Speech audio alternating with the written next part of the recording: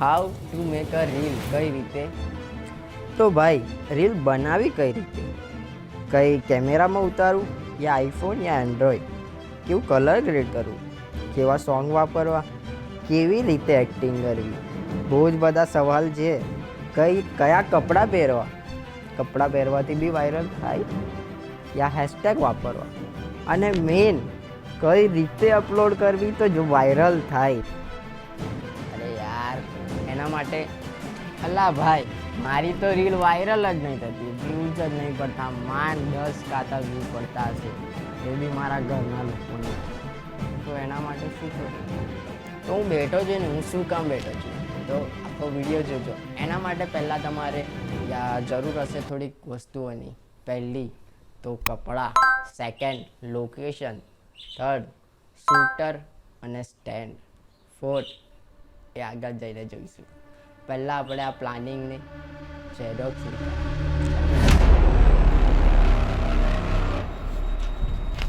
તો આવી ગઈ છે સ્ક્રિપ્ટ. હવે સૌથી પહેલાં જોઈશે કપડાં. કપડાં તો બહુ છે બટ આપણે કંઈક અલગ રીતે બદલીએ. ચાલો 3, 2, 1. તો કપડાં તો બદલી લીધા. હવે જોઈશે શું જોઈશે? હવે જોઈશે લોકેશન. લોકેશન કેવી વાપરવી એ બી મેઇન વિડીયોમાં હોય છે, કેમ કે આ તમારી પાછળ શું દેખાય એ જ તમને બરાબર દેખાય. તો એના પહેલાં આપણે ધાબા પર જઈએ, પછી આગળ જોઈએ. મેઇન લોકેશન, જેમ કે આ જોઈ શકો છો. આ મેં વધારેમાં વધારે આ જ યુઝ કરું છું મારી રીલ્સ બનાવવા માટે, કેમ કે લાઇટ બી લેવી નથી પડતી, મફતની લાઇટ અને મફતનું બેકગ્રાઉન્ડ. જો કે તમે આવી રીતે બ્લેક પડદો બી યુઝ કરી શકો છો, આ બી ચાલે અને આ બી ના ચાલે. તો ફરીથી પાછા આવીએ. તો ત્રીજી વસ્તુ જોઈશે. શું જોઈશે?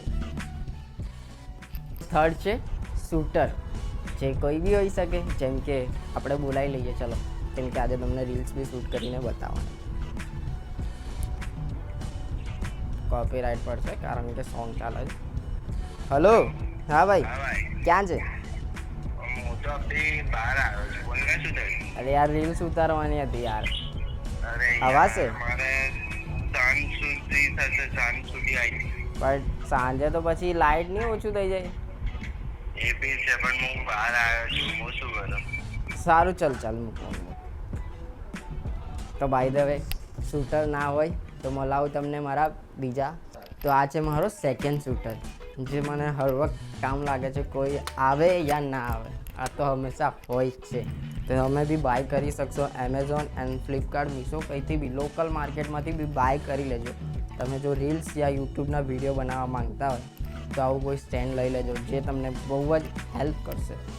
હવે શું બાકી છે જોઈએ? તો સોંગ એન્ડ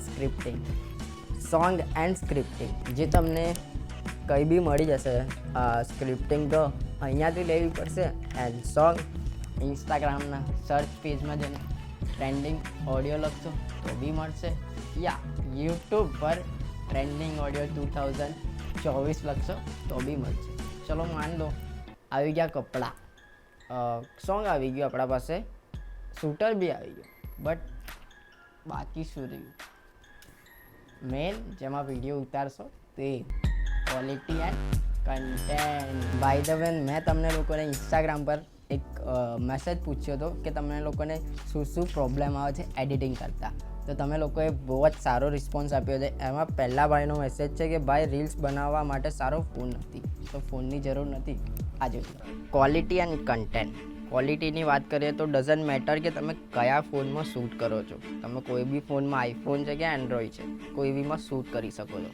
બસ તમારું મેઇન વસ્તુ એ છે કે તમે એડિટિંગ કઈ રીતે કરો છો અને કયા ફોર્મેટમાં શૂટ કરો છો. તો તમારે જે શૂટ કરવાનું જે ફોર્મેટ છે 4K HD 60 FPS પર, ઠીક છે? તો જે બધા ઘણા મને પૂછતા હતા કે તમે સ્લો મોશન કઈ રીતે બનાવો છો, તો હું જે ફોર્મેટમાં શૂટ કરું છું એની જરૂર નથી, કેમ કે મેં આ શૂટરને બોલાવ્યા છે. તો કોઈ બી હોય તમારો વિડીયો ઉતારી શકશે, અને મેં જે ફોર્મેટમાં કીધું એવી રીતે જ શૂટ કરજો તો તમારું સ્લો મોશન બેટર થશે. એન્ડ ક્વોલિટી માટે 4K ક્વોલિટી માટે આગળ બી કંઈક આવે છે સરપ્રાઈઝ, તો જુઓ કઈ રીતે રીલ્સ બનાવે છે. બટ સ્પીકર જોઈશે. તો કઈ રીતે અમે લોકો રીલ શૂટ કરીએ છીએ એન્ડ જે તમારે ક્વોલિટી જોઈતી હોય તો મેં કીધું છે એવી રીતે જ રેકોર્ડ કરજો અને બીજું એડિટિંગમાં બી આવે છે. તો ચલો કઈ રીતે રીલ શૂટ કરીએ. 3, 2, 1, સ્ટાર્ટ.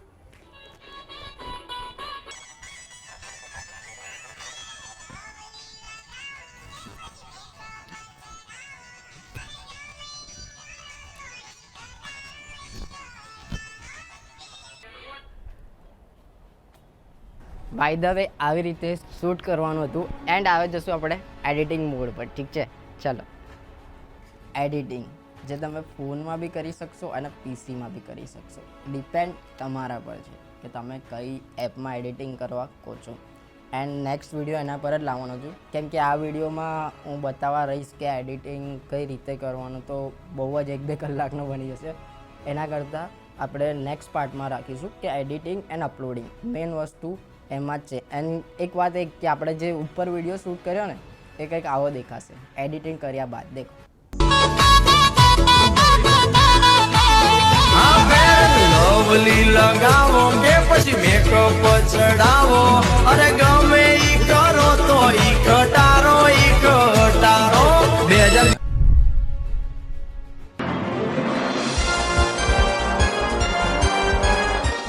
સેકન્ડ ક્વેશ્ચન છે ટાઈમ નહીં મળ્યા. ભાઈ મારા પાસે બી ટાઈમ નથી. મેં રાતની આઈ થિંક 3-2 યા રાતે રીલ્સ શૂટ કરતો હોઉં છું. મોસ્ટલી મારી રીલ્સ તમને જોવા મળશે પડદાવાળી, કેમ કે મેં રાતે 2-3 વાગે જ શૂટ કરતો હોઉં.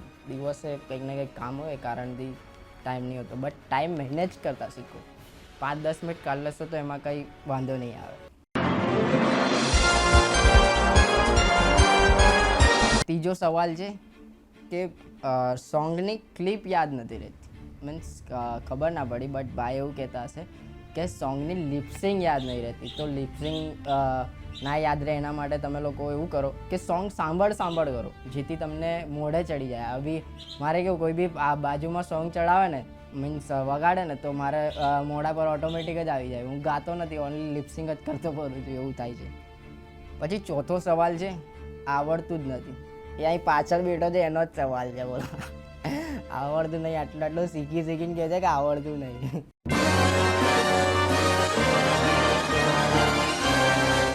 પાંચમો સવાલ છે એક્ટિંગ નથી ફાવતી. તો એક્ટિંગ માટે તમે જો બીજા જે કન્ટેન્ટ ક્રિએટરો હોય એમના વિડીયોઝ જુઓ, એમને કઈ રીતે એ લોકો માઇન્ડમાં કે કઈ રીતે એમની સ્ક્રિપ્ટિંગ કરતા હશે, કઈ રીતે એમની લિપસિંગ કરતા હશે એ જુઓ. એમને જોઈને શીખો થોડુંક કે આ લોકો આવી રીતે આ સોંગ પર આમ જ કેમ આવ્યું, એવી રીતે થોડું એનાલાઇઝ કરો તો તમને ફાવી જશે એક્ટિંગ. એન્ડ થોડી પ્રેક્ટિસ જાતે બી કરો કાચમાં જોઈને, તો એક્ટિંગ આવડી જશે. સવાલ છે એડિટિંગ એન્ડ વોઇસ. તો ઓફકોર્સ એના પર ડેડિકેટ વિડીયો લાવવાનો જ છું, કેમ કે આપણા 2 પાર્ટ બાકી છે હજુ, એડિટિંગ એન્ડ અપલોડિંગ. મેઇન જે છે એ એમાં જ છે બધું રાઝ, કે એડિટિંગ કઈ રીતે કરવું અને અપલોડિંગ, કેમ કે તમારો વિડીયો કઈ રીતે વાયરલ થશે એ એડિટિંગ પર છે. લાઇટિંગ મેટર નથી કરતું એટલું બધું. તમે નોર્મલ રિંગ લાઇટ લઈ લો યા કોઈ પોર્ટ્રેટ લાઇટ, યા જુગાડી આઈડિયા આપું, આવી જે ટ્યુબલાઇટ હોય ને ઘરમાં, જે નોર્મલ આપણી ટ્યુબલાઇટ, એવી 4 ટ્યુબલાઇટ કાઢી લેવાની, એક સાથે વાયરિંગ કરી દેવાનું, બસ કાંઈ બી બાંધી દેવાનું. એક્ઝામ્પલ રીતે હું તમને બતાવું છું. તે કંઈ બી બાંધી દેવાનું એન્ડ તમે બસ ક્વોલિટી એટલી ડેન્જર મળશે ને લાઇટિંગ, કોઈ ચિંતા જ નહીં. બટ તમે કઈ રીતે એ કરો, યા તો તમે આઉટડોર બી શૂટ કરી લો તો બી ચાલશે, એ બેટર રહેશે. તમારે લાઇટિંગની ના ઝંઝટ ના કશું જ નહીં. આઉટડોર શૂટ કરી લેશો, એ બી ટાઈમ બી કહી દઉં તમને, 4 થી 6 ના ગાળામાં સાંજે શૂટ કરશો, મસ્ત વિડીયો આવશે. 8મો સવાલ છે વાયરલ નહીં થતી. તો એ બી કહીશ કે આપણે નેક્સ્ટ પાર્ટમાં આવી જશે કેમ વાયરલ નહીં થતી. આ તમને મેં બતાવ્યું કે કઈ રીતે તમે વિડીયો શૂટ કરવાની છે, ઠીક છે. કઈ રીતે વાયરલ કરવાની છે તો પછી આવશે જ, તો એ જોઈ લેજો તો ખબર પડી જશે. હું સવાલ છે કે ભાઈ કોઈ એડિટિંગ નહીં કરી આપતું એન્ડ કે બીજું કોઈ સપોર્ટ નહીં કરતું. એડિટિંગની વાત કરી તો હવે તો બહુ બધા એડિટર્સ થઈ ગયા છે, એટલે તમારા પાસે ચાર્જિસ લેશે. કોઈક 500 રૂપિયા લેશે, કોઈક 100 રૂપિયા લેશે. એના કરતાં હું તમને કહું છું ખાલી તમે મારી નેક્સ્ટ વિડીયો જોજો કઈ રીતે એડિટિંગ કરવાનું. બટ તમે લોકો કમેન્ટ કરજો તમે કઈ એપ્લિકેશન પર જોઈએ છે, કેપકટ VN યા એડોબી પ્રીમિયર પર, ઠીક છે. એન્ડ સેકન્ડ, સપોર્ટ કોઈ આપે નહીં, તમારે ખરીદવો પડશે. એક ઓડિયન્સ એવી બિલ્ડ કરવી પડશે કે જેથી તમારી ઓડિયન્સ તમને વિડીયો જોવા માંગે. કારણ કે જેવું કેવું રીતે કે મેં વિડીયોઝ મૂકું છું તો લોકો રાહ જોઈને બેઠા હોય છે કે ભાઈ વિડીયોઝ કેમ નથી બનાવતો, કયા કારણથી નથી બનાવતો. એવી રીતે તમે બી એક ઓડિયન્સ બિલ્ડઅપ કરો, એક ઓડિયન્સ એવી બિલ્ડઅપ કરો જેથી કરીને તમારા વિડીયો ઓડિયન્સને ગમે અને તમે ઓડિયન્સને ગમો. એવું કંઈક કરો, કન્ટેન્ટ ક્રિએટ કરો કે જેથી તમે ઓડિયન્સને એટ્રેક્ટ કરો, તો તમને સપોર્ટ મળી જ જશે.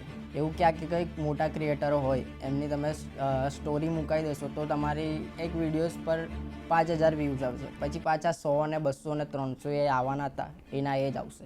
એના કરતાં તમે પોતાનો કોઈ કન્ટેન્ટ ક્રિએટ કરો અને તમારી ઓડિયન્સ બનાવો તો કંઈક મેળ પડશે. એક પ્રો ટીપ આપું કે તમે લોકો નોકરી જતા હોય તો તમને અઠવાડિયે વધારે સેલેરી મળે યા મંથલી સેલેરી મળે. કેમ કે તમે લોકો અઠવાડિયે એક દિવસ જાઓ તો તમને ત્યાં સેલેરી ઓછી મળશે અને તમે રોજ જશો તો તમને સેલેરી વધારે મળશે. એટલે વિચારી લેજો. તો એડિટિંગ એન્ડ અપલોડિંગ આપણે નેક્સ્ટ પાર્ટમાં લેશું. તમે રાહ જોજો, જલ્દી જ નેક્સ્ટ પાર્ટ આવશે. એમાં કહી દો, જે કમેન્ટ કરી દો કે તમારે કઈ એપ્લિકેશન પર ડેડિકેટ વિડીયો જોઈએ છે કે એડિટિંગ માટેનો. એન્ડ અપલોડિંગમાં તો 100% હું કહું છું કે તમે આવી રીતે મારા કીધેલા પર બનાવશો ને વિડીયો તો 100% વાયરલ તો થશે જ. તો મળીએ નેક્સ્ટ વિડીયોમાં. બાય.